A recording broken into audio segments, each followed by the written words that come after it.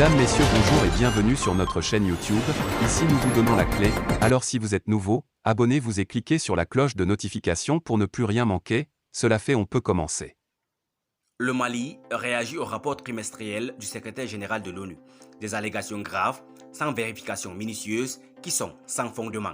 Le 15 octobre 2022, le gouvernement du Mali a produit un mémorandum sur le rapport trimestriel du secrétaire général des Nations Unies, Antonio Guterres, sur la situation au Mali, couvrant la période du 3 juin au 19 septembre 2022. Le gouvernement regrette que le secrétariat général rapporte dans un document officiel des allégations graves, sans vérification minutieuse, qui sont sans fondement. De telles allégations ternissent l'image du Mali, sapent le moral des troupes en opération et dressent sans aucune base réelle la communauté internationale contre la volonté des autorités de transition de libérer le territoire national du joug terroriste, révèle le mémorandum. Le gouvernement invite le secrétariat des Nations Unies à s'écarter de cette posture négative et hostile et à s'inscrire dans la démarche qui justifie sa présence au Mali. Aider les Maliennes et les Maliens à faire face et à surmonter les difficultés en lien avec la crise sécuritaire.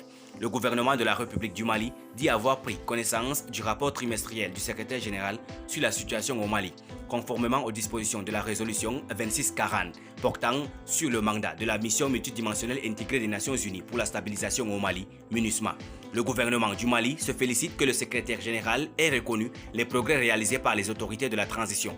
Cependant, il regrette que le rapport sous examen mette un accent particulier sur les défis et les difficultés rencontrées en faisant passer sous silence de nombreuses réalisations dans le cadre de la conduite de la transition. Les omissions constatées concernent également des éléments portant factuels et vérifiables qui semblent avoir échappé à la vigilance habituelle du secrétariat général. En dépit de ce déséquilibre, le gouvernement du Mali reste disposé à poursuivre la coopération avec les Nations Unies et l'ensemble des partenaires en vue de la réalisation des actions prioritaires de la transition, révèle le mémorandum du gouvernement. En outre, le gouvernement du Mali reconnaît que le FDSM, Forces de défense et de sécurité du Mali, ont certes effectué des patrouilles avec la MINUSMA, mais le chiffre 175 est à revoir largement à la baisse. Sur l'axe Tombouctou-Goundam, aucune patrouille de la MINUSMA n'a été exécutée depuis 4 mois.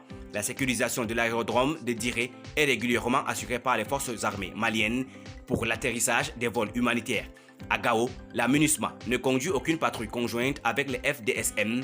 De même, dans la ville de Sévaré, aucune patrouille conjointe de sécurisation n'est conduite. Outre ces ajustements factuels, le rapport sous examen aurait gagné en objectivité s'il informait davantage sur les efforts du gouvernement. Par ailleurs, régulièrement couronné des succès sur le terrain, dans le cadre de la sécurisation du territoire national et de la protection des populations civiles.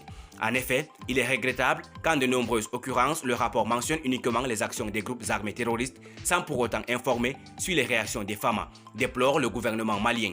Le gouvernement malien appelle à une meilleure coordination de l'appui des Nations Unies à travers la MINUSMA et les équipes pays, y compris dans le cadre de la stratégie globale pour la stabilisation du centre adoptée en Conseil des ministres le 24 août 2022. Merci pour votre aimable attention. Si vous êtes nouveau, n'oubliez pas de cliquer sur la cloche de notification et de vous abonner à la chaîne. Merci et à très bientôt pour une nouvelle vidéo.